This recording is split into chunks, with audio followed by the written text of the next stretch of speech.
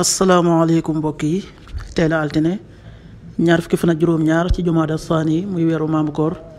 di juróom-benneelu weer ci atum junni ak ñeenti téeméer ak ñeent fukk ak juróom-benn ci gàddaay yonente bi sallallahu alayhi wa sallam dëppoo fanweeri fan ci weeru décembre ci atum ñaari junni ak ñaar fukk ak ñeent. ñaar fukki fan ak juróom-ñaar bokkul ci lim yu fàtti lim bu rafet la kon tey ci altine ji rafet na li ñu ci gën a taamu mooy ku ca watu wala ku ca daloo. altine ju nekk sunna la ci ku ko man mu woor ko. ñaanu bis bi yow yàlla na nga nu defal tuyaaba ci àddina ak ci àllaaxira yàlla na nga nu musal ci mbugulum sawara allahumma atina fi dunya xasana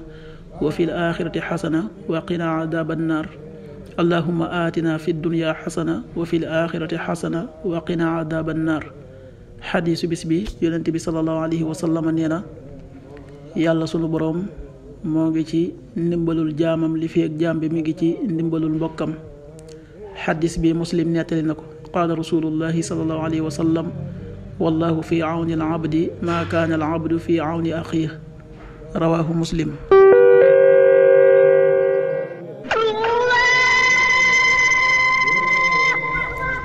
waxtu julli yi suba waxtoom dana tàbbi 6h11 juróom benn waxtu yu tegal fukki simili ak benn tisbaar 13h35 benn waxtu bu tegal fanweeri simili ak juróom takkusaan 16h35 ñeenti waxtu yu tegal fanweeri simili ak juróom timis 18h51 juróom benn waxtu yu tegal juróom fukki simili ak benn gee 20h02 juróom ñetti waxtu yu tegal ñaari simili loolu mooy waxtu julli yi ci Touba ak li ko wër. bu fekkee ne ko Touba soo ko féetee penku ñaar fukk ak juróom-ñaari kilomètre ju ne wàññil benn simili soo ko féetee sowwu ñaar fukk ak juróom-ñaari kilomètre ju ne yokkal benn simili soo ko féetee gànnaar wala Saloum téeméeri kilomètre ju ne yokkal benn simili jant bi dana fenk 7h26 juróom-ñaari waxtu